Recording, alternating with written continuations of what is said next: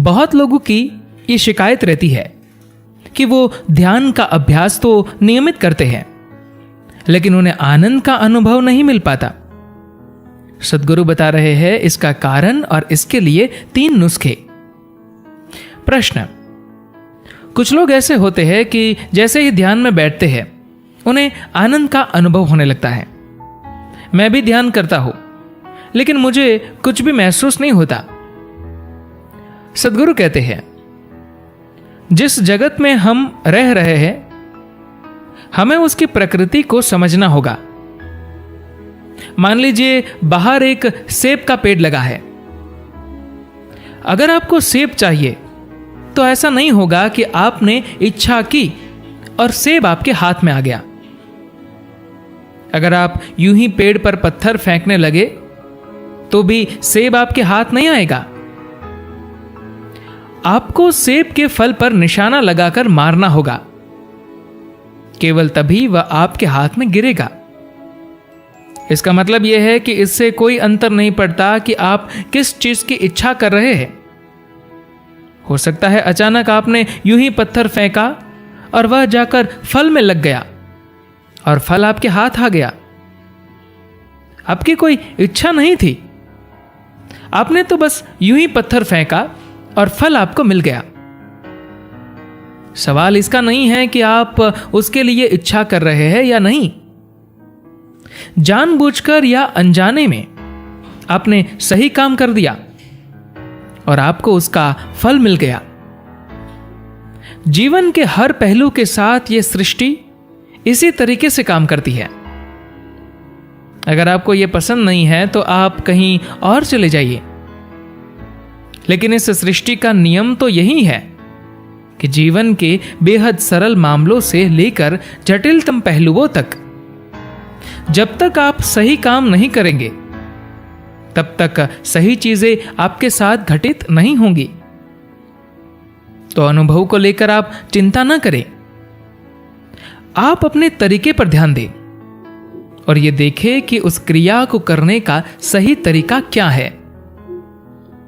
जो होना है होकर रहेगा। जो होना है अगर वह नहीं हुआ तो एक बार फिर से अपने तरीके को देखें, फिर से अपने तरीके पर गौर करें, ध्यान से अपने तरीके को देखते रहे। कुछ तो ऐसा है जो आप सही से नहीं कर रहे हैं। फल की ओर मत देखिए, अपनी क्रिया की ओर देखिए। नतीजा तो आना ही है और कोई चारा ही नहीं है। 3 चीजों का ध्यान रखें। पहला, ध्यान के निर्देश का पालन करें। अगर कुछ नहीं हो रहा है तो इसकी वजह भाग्य या दुर्भाग्य नहीं है। कहीं ना कहीं हम कुछ सही करने से चूक चुके हैं। बात जब साधना की आती है तो कुछ उम्मीद ना करें, किसी अनुभव की इच्छा ना करें। बस साधना को सही तरीके से करना सीखे। इसमें एक तरह की सब्जेक्टिविटी यानी व्यक्तिपरकता है। यह एक बीज की तरह है। अगर आप चाहते हैं बीज में अंकुर आए तो आपको उसके लिए जरूरी परिस्थितियां पैदा करनी होंगी। 21 मिनट की एक क्रिया को सिखाने के लिए हमने 7 दिन का वक्त लिया।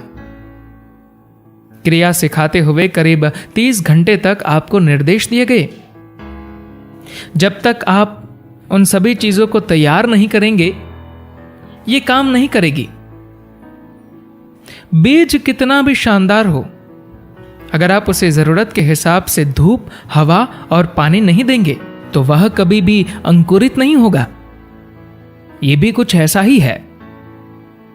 तो जो भी निर्देश आपको दिए गए हैं उनका बस पालन कीजिए।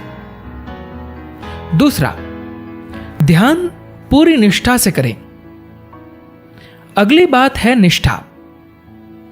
अभी आपको जो भी प्रक्रिया बताई गई है वह आपको उस दिशा में ले जाती है जहां आप सभी को शामिल करने के काबिल बन सके।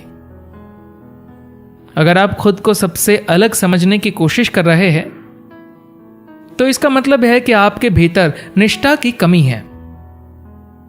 हर तरह से आप खुद को जीवन से अलग करके जीवन के उल्लास का आनंद लेना चाहते हैं। इस तरह से काम नहीं चलता। यह ऐसे है कि आप अपनी सांस को रोक कर रखते हैं और फिर आप चाहते हैं कि जीवन आपके लिए खूबसूरत बन जाए। जब बात शरीर की आती है तो आप काफी इंक्लूसिव यानी समावेशी है। सब कुछ अपने भीतर शामिल कर लेने को तैयार है। रोटी हो या सेब, चिकन हो या अंडा, सबको आप अपने भीतर समा लेने को हमेशा तैयार है। इन सब चीजों में आपकी सोच बड़ी समावेशी है, लेकिन बाकी सब चीजों के मामले में आप समावेशी नहीं है। अगर आप वास्तव में खास बनना चाहते हैं, सबसे अलग बनना चाहते हैं, तो अपने लिए एक अच्छे सा शीशे का केस बनवाइए।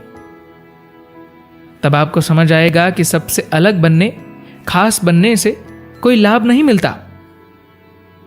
तन के मामले में समावेशी और मन के मामले में खास बनना, ये ईमानदारी और निष्ठा की कमी है। अगर आप हर स्तर पर समावेशी हो जाए, सबको खुद में शामिल करना सीख ले, तो जीवन उल्लास से भर जाएगा। तीसरा, ध्यान के उद्देश्य में तीव्रता लाएं। तीसरी चीज है उद्देश्य में तीव्रता। पूरी प्रक्रिया का उद्देश्य खुद को बड़ा बनाना नहीं है। पूरी प्रक्रिया का मकसद आपको शून्य में विलीन कर देना है, क्योंकि आप जिस चीज की खोज कर रहे हैं वह असीमितता है, विशालता नहीं है। बड़ा या विशाल बनकर आप असीमित नहीं हो सकते। विशाल की भी सीमा होती है। आप असीमित तभी हो पाते हैं जब आप शून्य हो जाते हैं। तो इन सब चीजों का उपयोग आप महान या बड़ा बनने के लिए नहीं करते। आप इसका प्रयोग खुद को मिटाने की प्रक्रिया के रूप में कर रहे हैं। अपना उद्देश्य आपको हमेशा स्पष्ट होना चाहिए। तो 3 चीजें हैं: बुनियादी निर्देश, आपकी निष्ठा और उद्देश्य में तीव्रता। अगर आप इन 3 चीजों का ध्यान रखते हैं तो आपको चमत्कारिक परिणाम हासिल होंगे। इन पर आपको रोजाना गौर करना होगा।